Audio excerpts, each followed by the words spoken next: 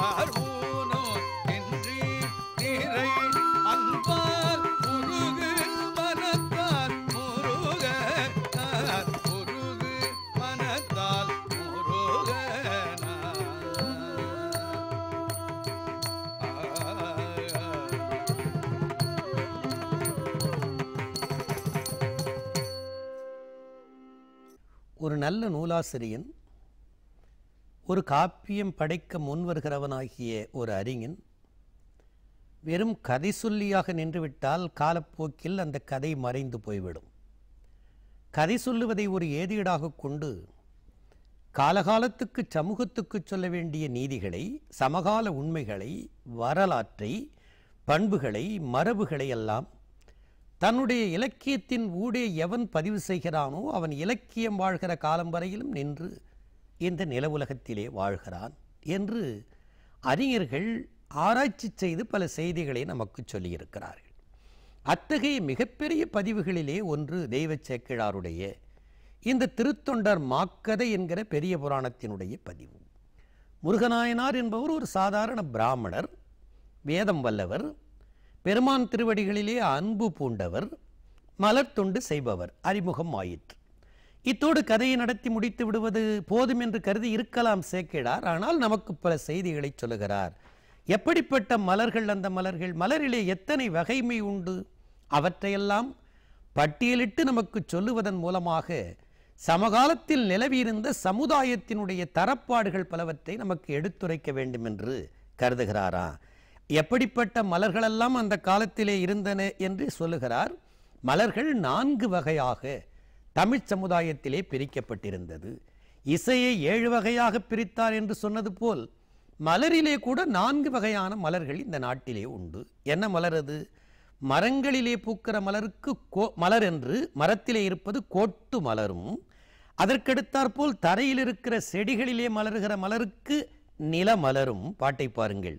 கோட்டு மலரும் நிலமலரும், தண்ணீரிலே பூக்கிற பூக்களுக்கு குளிர் நீர் மலரும், குளிர்ந்த நீரிலே பூக்கிற தாமரை, ஆம்பல், நீலோத்பலம் போன்றிருப்பதாகிய குவளை முதலிய மலர்களும், கொழும் கொடியின் தோட்டு மலரும், நல்ல கொடிகளிலே மலர்வதாக இருக்கிற மலர்கள். எனவே மலர்களை தமிழ்நாட்டு மக்கள் கோட்டுப்பூ என்றும், செடிப்பூ என்றும், நீர்ப்பூ என்றும், நிலப்பூ என்றும் 4ஆக பிரித்தார்களாம். கொடிப்பூ என்றும் 4ஆக பிரித்தார்களாம். தோட்டு மலரும் மாமலரும் சுருதி மலரும் திருவாயில், அந்த மலர்களை பறித்து கையிலே எடுத்துக்கொண்டு அத்தோடு வேதங்களையும் ஒன்றாக சேர்த்து கொள்கிறாரா மலர் மாலை சூட்டுகிற நேரத்தில். சுருதி மலரும் திருவாயில் காட்டும் ஒருவல் நிலவு வர கனகவரையில் பன்னாள் நான் பூட்டும் ஒருவர் திருமுடியில் புனையலாகும் மலர் தெரிந்து. எந்த மலர்களை அவர் திருமுடியிலே சூட்டலாம் என்று மலர்களை பறித்து அவற்றை சரியாக ஆராய்ந்து காம்புகளை கிள்ளி தேவையற்ற பகுதிகளை எடுத்துவிட்டு எப்படி தொடுக்க வேண்டுமோ அப்படி தொடுக்க ஆரம்பித்தாராம். மலர் வகை சொன்னவர் மாலை வகைகளை சொல்லுகிறார் பாருங்கள். ஒரு காலத்தில் மலர்களால் தொடுக்கப்படுகிற மாலைகளில் எத்தனை வகை இருந்தது என்பதை பட்டியலிடுகிறார். கோவலனும் கண்ணகியும் ஒருவரோடொருவர் கூடினார்கள் என்பதை தாரும் மாலையும் மயங்கி கையற்றுன்னு ஒரே வரியில சொல்லிட்டு போவார் இளங்கோவடிகள். தார் என்பது ஆண்கள் அணிகிற மாலை, மாலை என்பது பெண் அணிவது, ரெண்டும் கலந்தது என்பதன் மூலமாக மாலைகளினுடைய பெயர் வேறுபாட்டால் ஒரு கலவியை நாகரிகப்படுத்திய இளங்கோவடிகள் போல் சேக்கிழார் பெருமான் மலர்களால் கட்டப்படுகிற மாலை வகையை சொல்கிறாரா. சிலவற்றிற்கு கோவைன்னு பெயர், சிலவற்றிற்கு தலைமாலைக்கு எண்டை என்று பெயர், 2 பக்கமும் தொங்குகிற மாலைக்கு தாமம் என்று பெயர், வேறு ஒரு வகையாக தொங்க விடுகிற மாலைக்கு வாசமாலைன்னு பெயர், தலைமீது சுற்றி தொங்க விடுகிற மாலைக்கு கண்ணி என்று பெயர், ஒன்றோடு ஒன்று சேர்த்து பல மலர்களால் கட்டப்படுவதற்கு பிணையல் என்று பெயர், தொடுக்கப்படுகிற ஒரு வகை மாலைக்கு தொடையல் என்று பெயர் என்று 7 வகையாக மலர் மாலைகள் அக்காலத்திலே தொடுக்கப்பட்டன என்று மலர் தொடுப்பது பற்றிய மரபுகளை கூட தமிழுக்கு சொல்ல வேண்டும் என்று கருதுகிற ஒரு மாபெரும் சிந்தனையாளராக சேக்கிழாரை பார்க்கிறோம். கொண்டு வந்து தனி இடத்து இருந்து கோக்கும் கோவைகளும் கோவை, இண்டை சுருக்கும் தாமமுடன் இணைக்கும் வாச மாலைகளும், தண்டில் கட்டும் கண்ணிகளும், ஒரு குச்சியில் வைத்து கட்டப்படுவதாகிய கண்ணிகளும், தாளில் பிணைக்கும் பிணையல்களும், ஒரு தாள் வைத்து அதாவது நாரிலே வைத்து பிணைப்பதாக இருக்கிற பிணையல்களும், நுண்டாது இறைக்கும் தொடையல்களும், சமைத்து நுடங்கும் நூன்மார்பர். அந்த மாலைகளையெல்லாம் கட்டி பெருமானுக்கு வர்த்தமானீஸ்வர பெருமானுடைய தாழ் மலர்களிலே கொண்டு போய் சேர்த்தார் என்று மலர் வகைகளையும் மலரால் கட்டப்படுகிற மாலை வகைகளையும் தொகுத்து சொன்ன சேக்கிழாரின் மிகப்பெரியதாகிய இந்த வரலாற்று பதிவை இப்போது ஓதுவா மூர்த்திகளின் இனிய இசையோடு நீங்கள் கேட்டு மகிழ்கிறீர்கள். கோட்டு மலரும் நிலமலரும் கோட்டு மலரும் நிலமலரும் குளிர் நீர் மலரும் கொழுங்கொடி கோட்டு மலரும் நிலமலரும் குளிர் நீர் மலரும் கொழுங்கொடி கோட்டு மலரும் மாமலரும்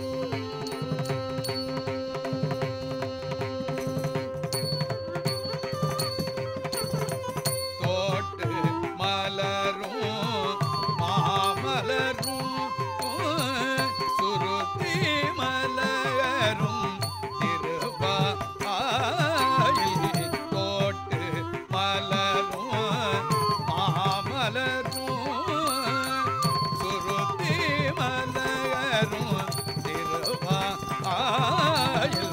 காட்டு மோரோவல் நிலவலர காட்டு மோரோவல் நிலவலர கனக வரையில் பன்னக நான் காட்டு மோரோவல் நிலவலர கனக வரையில் பன்னக நான் கூட்டும் ஒருவர் திருமுடி மேல்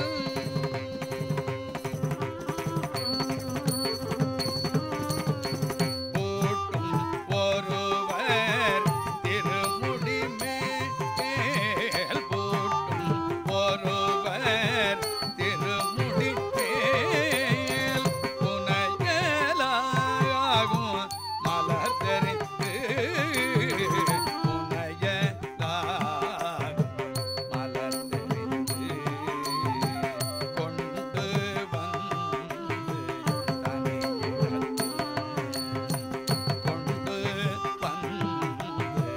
தனியிடத்தில் இருந்து போக்கும் கோவைகளும் கொண்டு வந்து தனியிடத்தில் இருந்து போக்கும் கோவைகளும் கொண்டு வந்து தனியிடத்தில் இருந்து போக்கும் கோவைகளும் இருந்து போக்கும் கோவைகளும் இண்டை சுருக்கும் தாமமுடன் இண்டை சுருக்கும் தாமமுடன் இணைக்கும் வாச மாலைகளும் இணைக்கும் வாச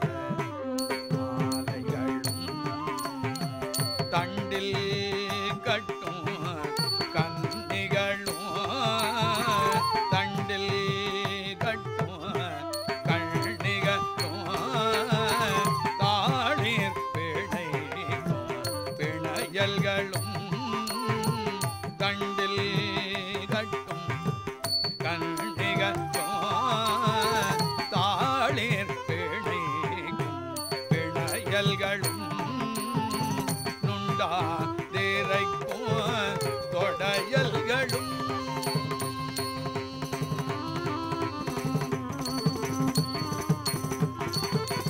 நுண்டா திரைக்கும் தொடையல்களும் சமைத்து நுடங்கு நூன்மாப்பரு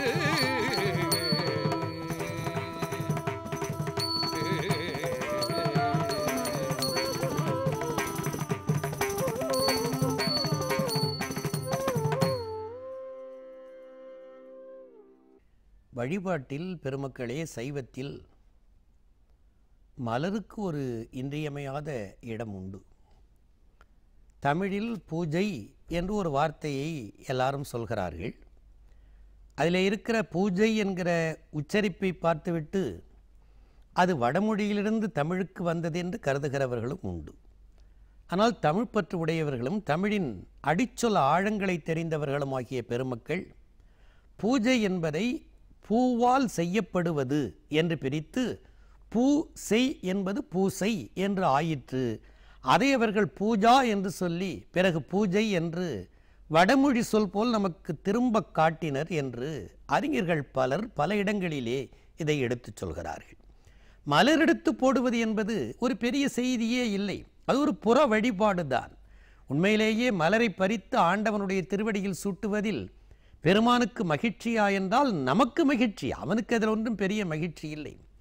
படைக்கப்பட்ட தாவர சங்கமங்கள் எல்லாமே பெருமானினுடைய அன்புக்குரியன, அவனுடைய பிள்ளைகள்.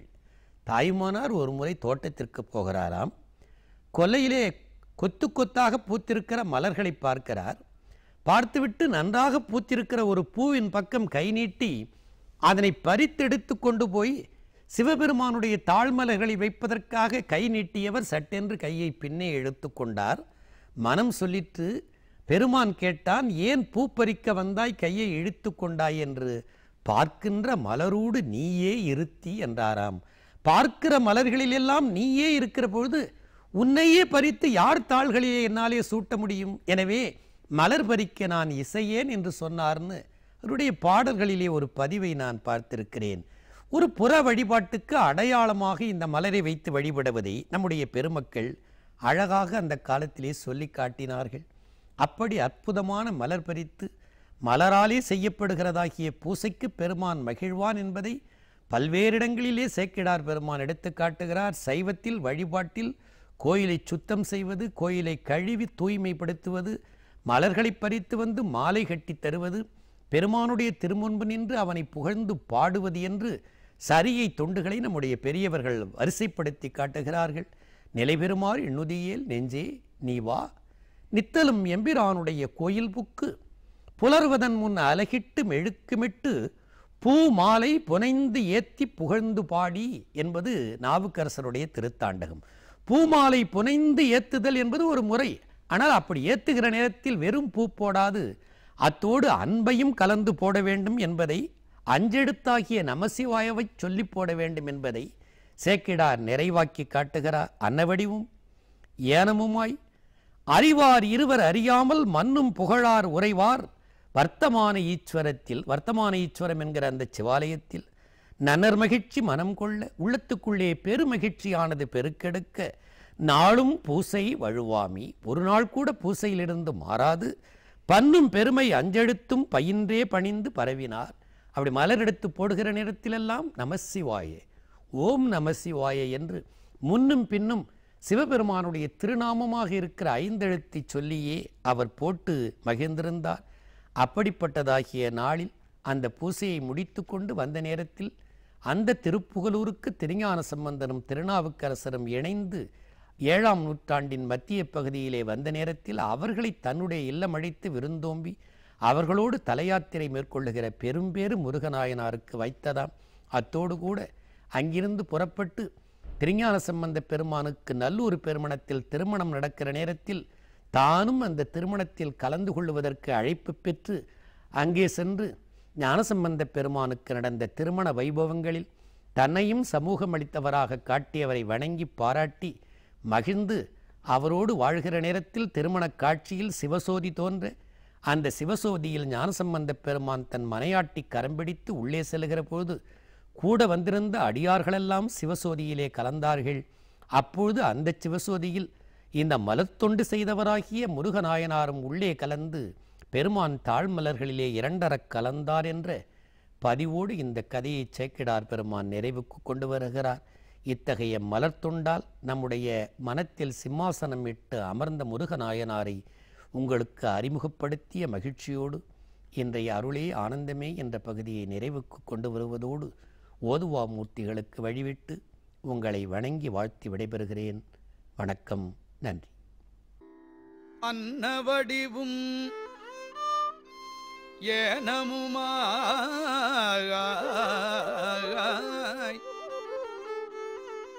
அன்ன வடிவும் ஏனமுமாய் அறிவாய்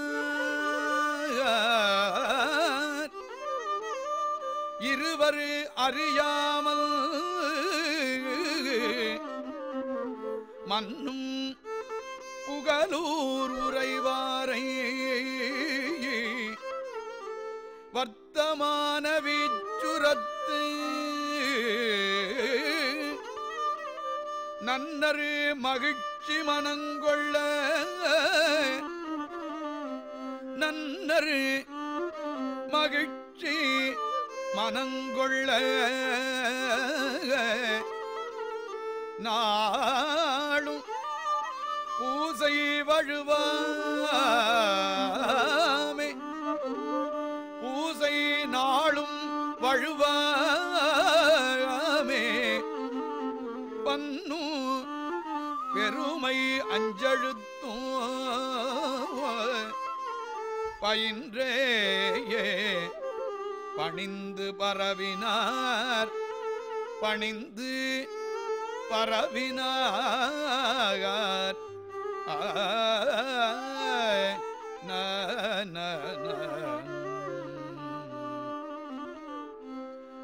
செங்கண்ணமரும் திருமுகர்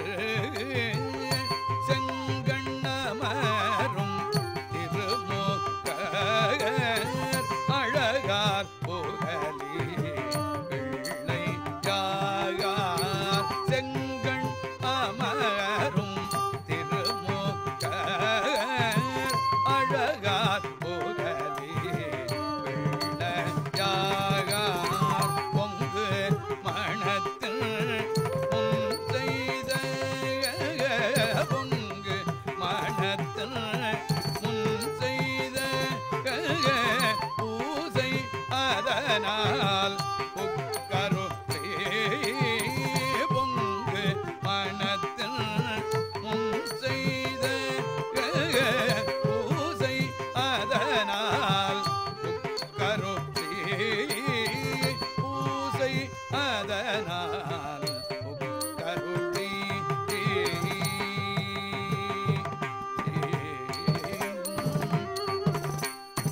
செங்கல் அடலே உடையவர்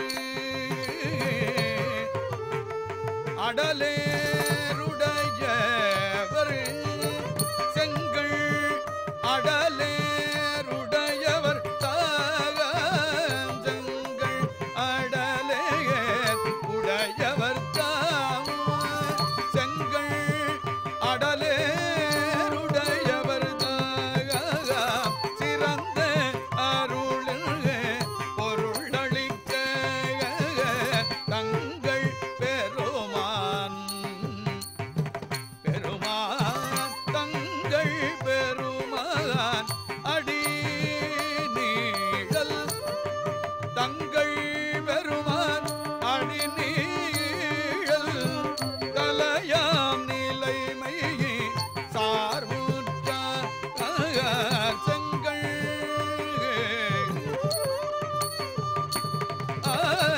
செங்கல் அடலேருடையவர் தாம் சிறந்த அருளில் பொருளளிக்க அருளின் பொருள் அளிக்க